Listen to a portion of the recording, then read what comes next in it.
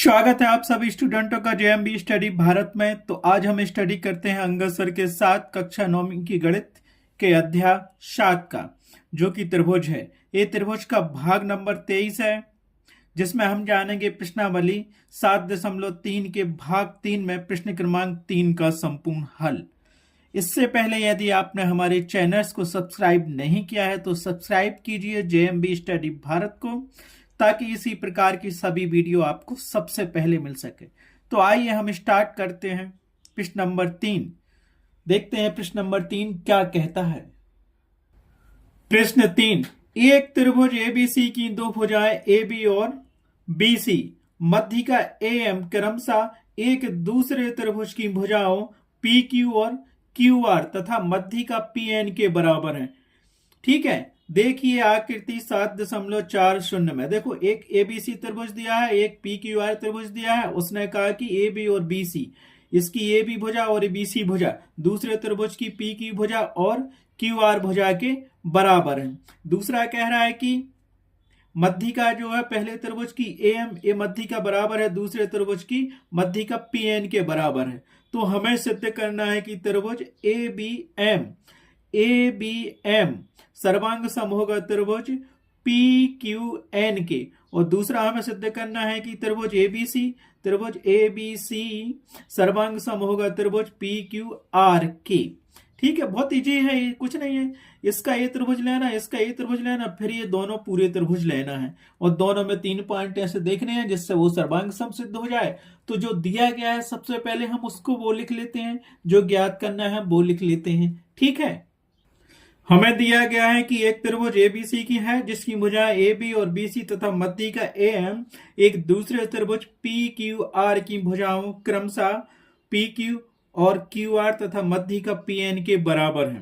कहना चाहिए कि AB भुजा बराबर है PQ के, BC भुजा बराबर है QR के और AM बराबर है PN की। ये हमें दिया गया है। ठीक है, अब सिद्ध क्या करना है वो भी लिख लेते हैं। सिद्ध करना है कि त्रिभुज ABM सर्वांग सम है त्रिभुज PQN के और त्रिभुज ABC सर्वांग सम है त्रिभुज PQR के।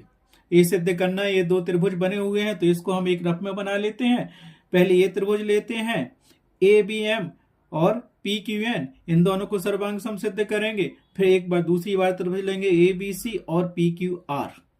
ठीक है, देखो ये एक दो त्रिभुज दिए तो रफ में बना लिए हैं। तो पहले हम लेंगे त्रिभुज ABM में और यहां से त्रिभुज लेंगे PQN में। इन दोनों त्रिभुजों में सर्वांग सम सिद्ध करेंगे। ठीक है, तो हमने दो त्रिभुज ले लिए। पहली शर्त, पहला जो सिद्ध करना है, त्रिभुज ABM में और त्रिभुज PQN में, इन दोनों त्रिभुजों को सर्वांग सम सिद्ध करना है। तो देखो सबसे पहले क्या क्या दिया है। हमें दिया गया था कि ये भी भुजा इस त्रिभुज की इस भुजा के दूसरी त्रिभुज की इस भुजा के PQ के बराबर है। तो उसको लिख लो सर्वांग सम सिद्ध करने के लिए। तो इसको हम लिख सकते हैं, क्योंकि पहले त्रिभुज की AB भुजा दूसरे त्रिभुज की PQ भुजा के बराबर है। क्यों बराबर है? क्योंकि ये तो उसने हमें पहले ही से दिया है, चित्र ही में दिया है। अब क्या देखेंगे, उसने ये भी दिया था हमें, क्या दिया था, AM, पहले त्रिभुज का AM जो दिया है हमारे पास मध्य का, दूसरे त्रिभुज की मध्य का PN के बराबर है। तो इसको भी लिख लेते हैं। तो क्या लिखेंगे हमारे पास, पहले त्रिभुज की मध्य का AM दूसरे त्रिभुज की मध्य का PN के बराबर है। तो ये भी हमें क्या है, ये भी हमें गिवन था, दिया गया था। तो इसको लिख लो, रीजन में दिया गया है, रीजन लिखना जरूरी होता है। अब तीसरी चीज क्या करना है हमारे पास, तीसरी चीज बड़े सोच समझ के करना है, क्योंकि हमें यहां लिखना पड़ेगा BM। और दूसरी बात क्या है, हमें दिया गया था पूरा BC, AM क्या है BC का, ये द BM और CM बराबर क्या होंगे, 1/2 क्या होंगे बताओ जल्दी से। BC का आधा है ना, ये इतना पार्ट BC का आधा है और इतना पार्ट भी BC का आधा है। मतलब यहां से यहां तक आधा है और यहां से यहां तक आधा है, क्योंकि ये मध्य का है BC की, है ना।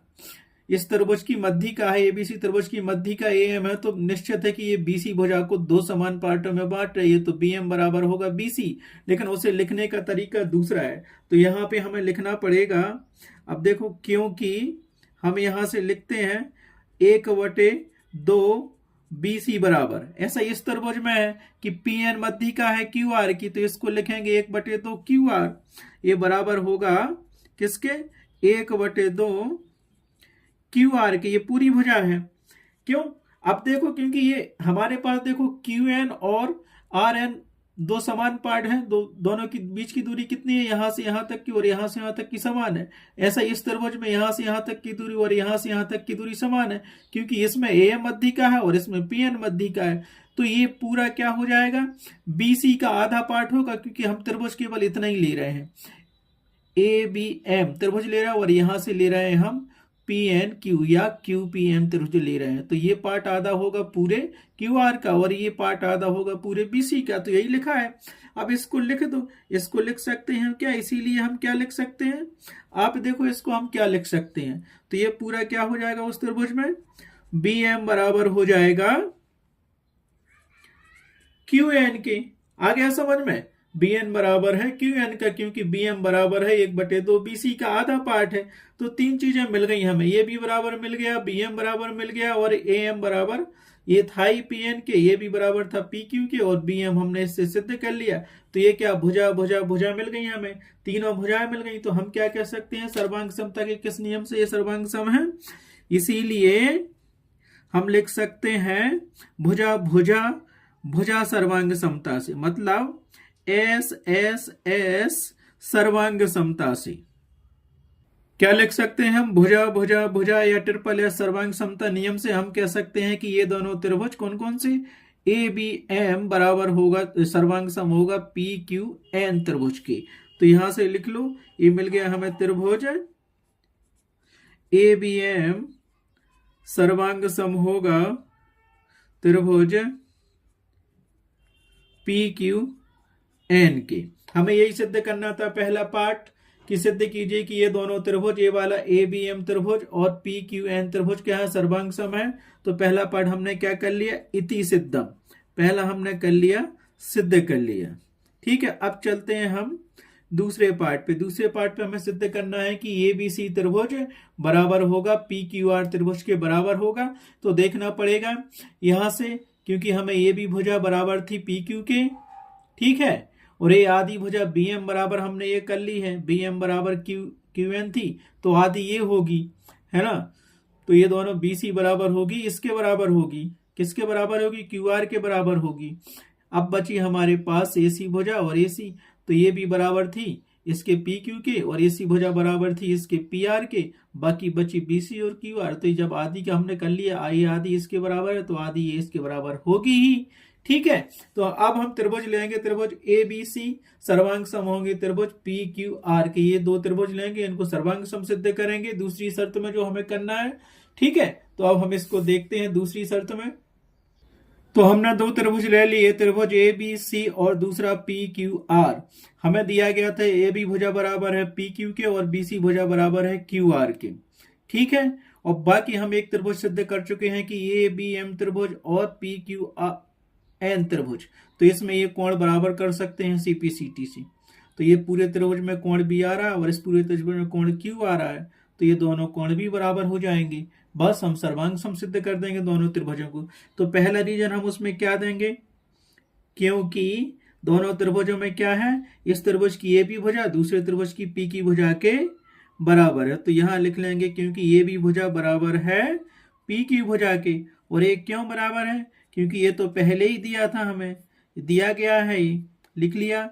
अब देखो दूसरा हम देखते हैं, दूसरी चीज मिली ये भुजा, तो ये कोण मिला, यहाँ कोण मिला, इस पहले त्रिभुज में कोण B और दूसरे त्रिभुज में कोण Q बराबर है, क्योंकि हमने उस क्या किया था, पहले पार्ट में ABM त्रिभुज लिया था और PQN त्रिभुज लिया था। तो यहाँ कोण B आ रहा था, यहाँ कोण Q आ रहा था। इस पूरे त्रिभुज में भी कोण B है और इस पूरे त्रिभुज में भी कोण Q है, तो ये CPCT से बराबर कर सकते हैं। तो इसको पूरा नाम दे सकते हो, तुम चाहो तो लिख लो उसको, कोण ABC बराबर होगा कोण PQR के, बीच में यहां Q है और यहां B है। ठीक है, अब रीजन क्या है, अपन लिख सकते हैं CPCT से। क्यों सीपीसीटी से किया क्योंकि हमने त्रिभुज एक सिद्ध किया था। कौन सा त्रिभुज? ए बी एम त्रिभुज। ए बी एम त्रिभुज सर्वांग समता किस त्रिभुज के? ये त्रिभुज सर्वांग समता त्रिभुज पी क्यू एन की। ठीक है, ये पहले पार्ट में हम सिद्ध कर चुके हैं, पार्ट 1 में। हो गया ये बराबर चीज है। और हमें क्वेश्चन में बीसी बराबर दिया था दूसरे त्रिभुज की क्यू आर भुजा के, तो आप उसको भी लिख दो, क्योंकि क्या लिख सकते हैं हम? अब लिख सकते हैं कि इस त्रिभुज की बीसी भुजा बराबर होगी दूसरे त्रिभुज की क्यू एन भुजा के। और ये भी रीजन हमें क्या था? दिया था, तो हमने लिख दिया है। अब देखो ध्यान से कौन सी सर्वांग समता का नियम लग रहा है। पहले भुजा है, फिर कोण है, फिर भुजा है, और इस सर्वांग समता का नियम होता है। तो लिख दो, भुजा कोण भुजा सर्वांग समता नियम से ये दोनों त्रिभुज क्या होंगे? सर्वांग सम होंगे। तो क्या लिख दिया हमने? भुजा कोण भुजा अर्थात एस ए एस सर्वांग समता नियम से त्रिभुज एबीसी पहले वाला त्रिभुज सर्वांग सम होगा, दूसरा वाला त्रिभुज पी क्यू आर सर्वांग सम हो गया। और यही हमें सिद्ध करना था, तो लिख दो हमें यही सिद्ध करना था, यही सिद्ध करना था। अतः दूसरा पार्ट भी क्या हुआ? इति सिद्धम। दूसरा पार्ट भी हमने क्या कर दिया? सिद्ध कर दिया। अतः प्रश्नावली 7.3 का क्वेश्चन नंबर 3 क्या हुआ? कंप्लीट हुआ। नेक्स्ट वीडियो में हम देखेंगे नेक्स्ट क्वेश्चन को। आज बस इतना ही। Thanks for watching my video.